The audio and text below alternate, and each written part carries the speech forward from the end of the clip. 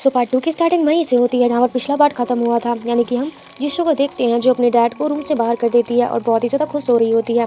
वो सोचती है चलो फैमिली में कोई तो है जिसको मारा बना करके वो टॉप यूनिवर्सिटी में जा सकती है। इधर हम दूसरी तरफ देखते हैं कि जहाँ पर उसके ब्रदर्स होते हैं वो सोमी से कुछ कह रहे होते हैं कि तुम बुरा मत मानना, पर अभी उसे फैमिली में एडजस्ट होने में टाइम लगेगा और वैसे भी मैं उसके साथ बहुत ज़्यादा परेशान हो रहा हूँ। और सारी बातें अपने तीनों भाइयों को बता रही होती है और कह रहे होते हैं कि मुझे खुशी है कि वह हमारे पास वापस आ गई। यहाँ पर हम देखते हैं सुमई चुपचाप अपने डैड को कन्विंस करने लगती है कि अगले सीन में हम जीसू को देखते हैं जो खुश हो रही होती है और अपने UCID कार्ड पर और उसे एंट्रेंस एग्ज़ाम पर जो उसको बहुत जल्दी मिलने वाला होता है, और वह कह रही होती है कि उसके लिए किसी जादू भरी दुनिया से कम नहीं है। तभी वह सोने की कोशिश करती है पर वह कहती है सोते हुए भी मुझे मेरा फ्यूचर कितना ज़्यादा ब्राइट लग रहा है। और जैसे ही लाइट ऑन होता है उसके पास किसी का फ़ोन आता है और वह फ़ोन कॉल होता है उसके पुराने स्कूल के फ्रेंड्स का जो पढ़ने जा रहे होते हैं। और वह जिशु से कहते हैं कि क्या तुम उस फैमिली में अनकंफर्टेबल तो महसूस नहीं कर रही हो ना, और अपनी सारी कहानी बताती है। वह कहते हैं कि हमारे टीचर आ गए हैं, बाद में बात करते हैं। जैसे वह फ़ोन कॉल काटती है जिसू के इमोशंस एकदम चेंज हो जाते हैं, बहुत उदास हो जाती है, रोने लगती है और कहने लगती है कि आज मेरे पास घर है, फैमिली है, पर मैं इन सब चीज़ों के बीच में बिल्कुल अकेली पड़ चुकी हूँ। मेरे पास कोई बात करने के लिए नहीं है, कोई प्यार करने के लिए नहीं है, और इन्हें मेरे पुराने दोस्तों को क्या पता कि मैं इससे कितना ज़्यादा प्यार करती हूँ, मैं कितनी मिस करती हूँ उनको। फिर जीसू को याद आता है कि उसका एक डिटर्मिनेशन है कि वह एंट्रेंस एग्ज़ाम निकाल कर रहेगी, इसलिए वह डिसाइड करती है बत्ती बुझा करके एक प्रैक्टिस टेस्ट लगाएगी और उसके बाद सोएगी। और अब हमें अगले दिन का सीन दिखाया जाता है जहाँ पर क्लास में सभी बच्चे रिजल्ट का इंतज़ार करके बहुत ही ज़्यादा टेंशन में बैठे हुए थे, और उसके मार्क्स कितने आएंगे हर कोई यही सोच रहा था, और कितने नहीं आएंगे। तभी उसका नज़र जिसू पर जाता है और वह पूछती है कि तुम्हारे नंबर कितने आ सकते हैं, जिस पर वो कहती है पुराने स्कूल में मेरे 690 स्कोर प्लस थे और यहाँ का मुझे आइडिया नहीं है, हो सकता है कि इससे कम मार्क्स आए। जिस पर वह लोग हंसने लगते हैं और कहते हैं कि एक गांव की आई हुई लड़की इतनी ज़्यादा स्मार्ट हो सकती है क्या? क्या बकवास कर रही हो, तुम्हारा तो सिलेबस भी पूरा नहीं हुआ था, क्लास में अपनी रेपुटेशन बनाने के लिए बोल रही हो ना। वैसे मैं इस लड़की से कुछ ज़्यादा बात करना नहीं चाहती थी। और वह चुपचाप से पढ़ने लगती है, लेकिन तभी थोड़ी देर में उसके क्लास में बच्चे बाहर से भागते हुए आते हैं और कहते हैं कि तुम्हें पता भी है रिजल्ट निकल चुका है और तुमने सबसे ज़्यादा स्कोर किया है, तुमने पूरे स्कूल में 719 लेकर आया है। और सभी उससे माफ़ी मांगते हैं। घर पर होती है, अपने रूम में होती है, तो वो चिड़चिड़ी लड़की उसके पास आती है और उसे झगड़ा करने लगती है और जानबूझकर सीढ़ी पर गिर जाती है। और उसका भाई आता है जो उसको संभालता है और बोलता है कि तुमने ये क्या किया, तुम्हें इससे माफ़ी मांगनी होगी। फिर उसके ब्रदर भी उसके ऊपर भड़कने लगते हैं और यहाँ पर वो बोलती है कि CCTV कैमरा तो होगा ही, जाकर चेक कर लो, पता चल जाएगा कि असली कहानी क्या है। वहाँ पर कोई भी CCTV कैमरा नहीं होता है और वे सब टेंशन में आ रहे होते हैं कि आखिर सौम्या ठीक है या नहीं। और जिसु उन सब की बातें सुन रही होती है और वह कह रही होती है कि यह कहानी कितनी ज़्यादा मिली ड्रामेटिक है और मुझे ऐसी कहानी नहीं चाहिए थी। यह लोग जो मुझे अपना नहीं समझते, वैसे छोड़ो, मुझे इससे क्या फ़र्क पड़ता है, क्योंकि सब चाहे जो करना हो कर लो। और अब हम देखते हैं कि वे लोग जिसु को इग्नोर करके सौम्या को वहाँ से ले जाते हैं और ना ही उसकी पूरी बात सुनते हैं। जिसु को भूख लग जाती है और वह नीचे आती है और उसे खाने की टेबल पर बहुत ज़्यादा टेस्टी खाना दिखाई देता है, जिसको देख करके वो पागल सी हो जाती है और एक एक करके भर पेट खाने लगती है और कहने लगती है कि आज तो मेरी पार्टी होगी। सोमी को देखते हैं जो एक्टिंग कर रही होती है और ऐसा दिखावा कर रही होती है कि वह बहुत ज़्यादा डरी हुई है और काफ़ी इंसल्ट हो चुकी है। उसे सीढ़ियों से धक्का दिया था ना, और उसकी मॉम बहुत ज़्यादा इमोशनल हो रही होती है। वह कह रही होती है कि उसने ऐसा क्यों किया, मेरी प्यारी सी डॉटर के साथ उसने ऐसा क्यों किया।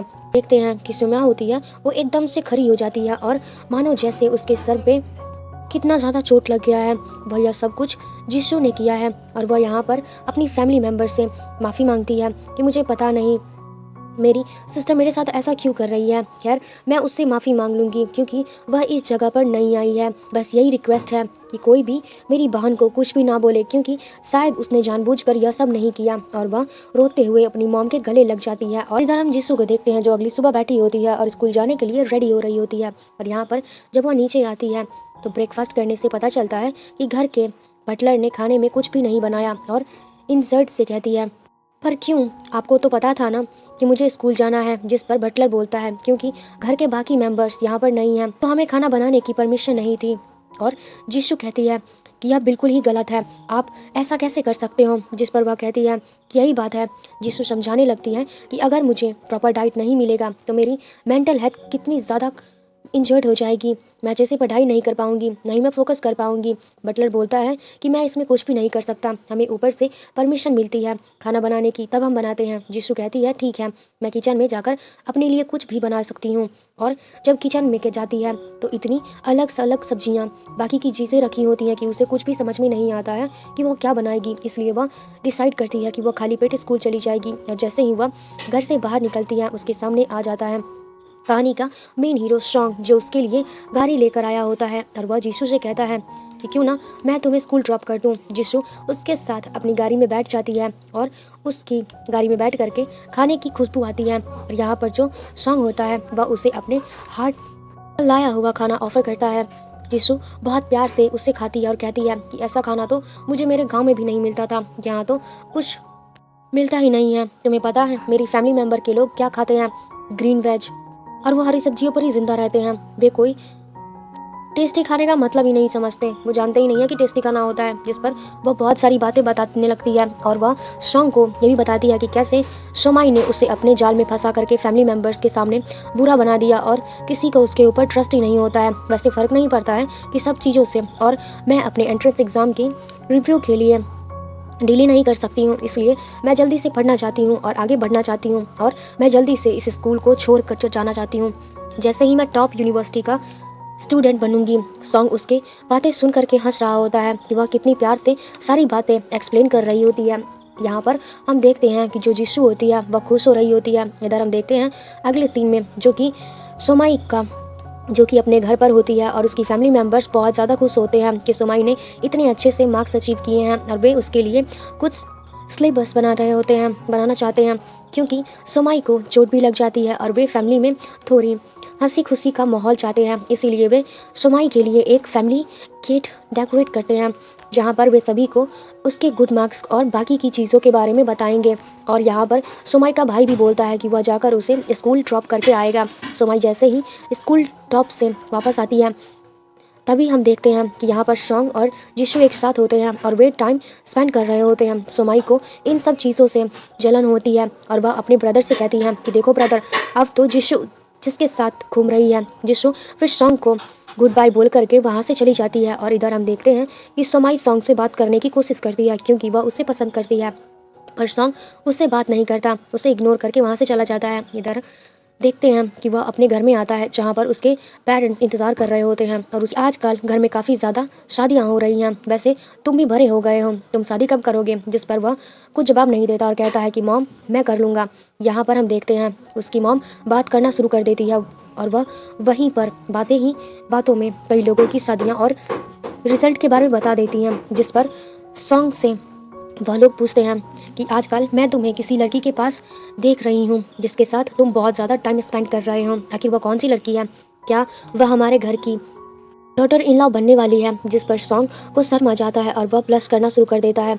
उसके पेरेंट्स से मुंह मोड़कर ऊपर चला जाता है और यह कहकर कि उसे कपड़े चेंज करने हैं। और अब हमें अगले दिन का सीन दिखाया जाता है जब सब लोग सेलिब्रेशन वाले दिन का, जहाँ पर सॉन्ग के पेरेंट्स को भी इन्वाइट किया जाता है और सॉन्ग की फैमिली के पास, और इनको देखते हैं यहाँ पर कॉन्ग्रेचुलेशन बोलते हैं। और यहाँ पर जिशु को बहुत बुरा लग रहा होता है कि वह इतनी भीड़ में होकर के भी इन लोगों से इग्नोर हो रही है, कोई उसकी बातें नहीं सुनता होती है। वो काफ़ी ज़्यादा टेंशन में होती है क्योंकि उसको पता था कि जिशु का 719 आया है और उसका 559, वो थर्ड पोजीशन पे है और जिशु फर्स्ट पोजीशन पे है। उसे डर होता है कि उसकी फैमिली मेम्बर्स को ये बात पता न चल जाए, क्योंकि इसके बाद सारा अटेंशन वो लोग उसको देना शुरू कर देंगे और इसको नहीं देंगे।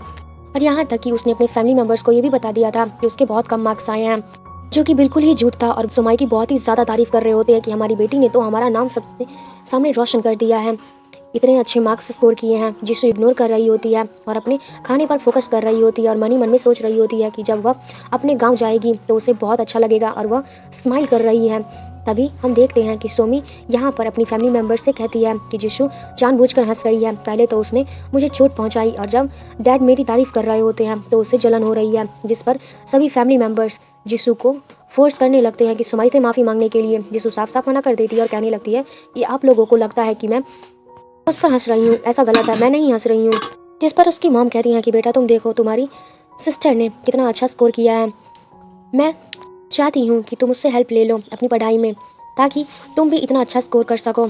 जिशु कहती है अच्छी बात है पर मुझे हेल्प नहीं चाहिए। और यहाँ पर हम देखते हैं कि उसे बिल्कुल भी बुरा नहीं लगता और वह सब लोग उससे ऐसी ही बातें कर रहे होते हैं। सॉन्ग उसके साइड पर बैठ करके यह सारी बातें सुन रहा होता है। तभी अचानक से वहाँ पर किसी प्रिंसिपल का कॉल आता है और यह जिशु के स्कूल का प्रिंसिपल होता है। तो यह सुनते ही बहुत ज़्यादा टेंशन में आ जाती है, घबराने लगती है।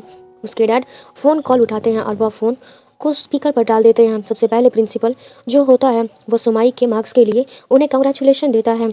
उसके बाद वह जीसू के रिगार्डिंग उससे बात करना शुरू कर देता है और कहता है कि जो लड़की है वह आपके पास है क्या, जिसका नाम जिशु है।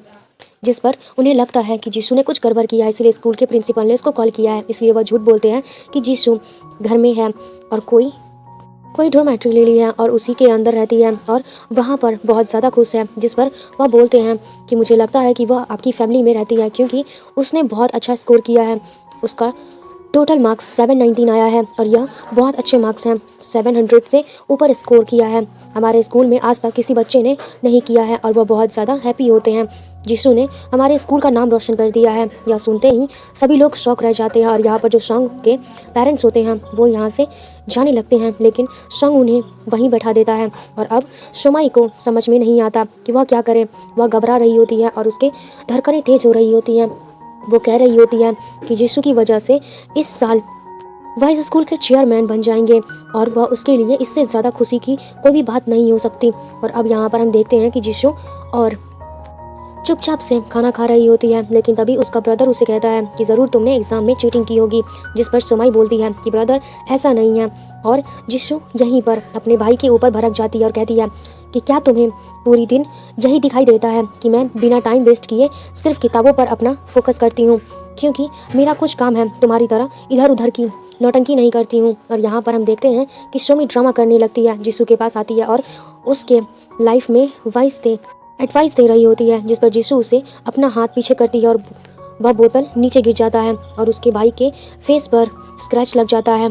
यहाँ पर ड्रामा होना शुरू हो जाता है। सभी जिशु को ब्लेम कर रहे होते हैं जबकि गलती सोमी की होती है। सभी को समझ में नहीं आ रहा होता है कि वह क्या करें। यहाँ पर बहुत ज़्यादा नौटंकी होती है। जिशु अपने कानों में फिर से हेडफोन लगा लेती है और गाने चला करके चुपचाप से किताबें पढ़ने लगती हैं और सॉन्ग देखता रह जाता है। वह सोचता है कि इसे तो कोई फर्क ही नहीं पड़ता। और यहाँ पर फैमिली ड्रामा हो रहा होता है। सॉन्ग के पेरेंट्स होते हैं, वह जाने से पहले जीसू को एक छोटा सा नोट देकर जाते हैं जिसमें वह जीसू की तारीफ करते हैं और उसे खूब तरक्की करने की ब्लेसिंग दे रहे होते हैं। और यहाँ पर हम देखते हैं कि जो जीसू के डैड होते हैं वह उसके पास आते हैं और कहते हैं कि मुझे माफ़ करना, इतनी अमेजिंग और फैंटास्टिक डॉटर हमारे घर में है और हमने कभी नोटिस ही नहीं किया।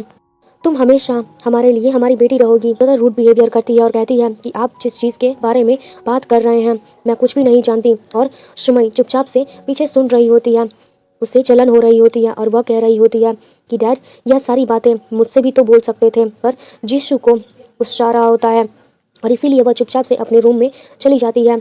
ज़रूरी नहीं समझती, काफ़ी ज़्यादा इंटेलिजेंट और स्मार्ट है और सभी बच्चे उसके आसपास घूम रहे होते हैं और सभी उसकी तारीफ़ कर रहे होते हैं। और थोड़ी देर बाद उसे क्लास में प्रिंसिपल आता है और टीचर भी साइड हो जाती है। प्रिंसिपल आकर बच्चों से मिलते हैं और वह सीधे जिशु से बात करते हैं और कहते हैं कि मुझे माफ़ करना, मुझे पता नहीं था, तुम्हारे रेगुलर क्लास की आदत नहीं है तो यहाँ आकर भी एडजस्टमेंट में दिक्कत हुई होगी। वैसे मुझे यह बताओ तुम्हें क्लासरूम में कोई बच्चा परेशान तो नहीं कर रहा है। जिसु इधर उधर देखती है और एक बच्ची से इशारा करती है कि वह प्रिंसिपल को कुछ भी ना बताए। जिसु कहती है कि नहीं नहीं, मेरे सभी क्लासमेट बहुत क्रिएटिव हैं और अच्छे हैं। मुझे लगता था कि मैं गाँव से आकर यहाँ एडजस्ट नहीं हो पाऊँगी, पर इन्होंने मेरी बहुत ज़्यादा मदद की है। और यहाँ पर वह जिसु की तारीफ़ कर रही होती है और अच्छे मार्क्स लाने के लिए जिसु उनकी एक्सप्रेशन से खुश होती है। और इधर हम सुमाई को देखते हैं जो गार्डन में वायलिन बजा रही होती है। सभी उसके पास कॉल करते हैं।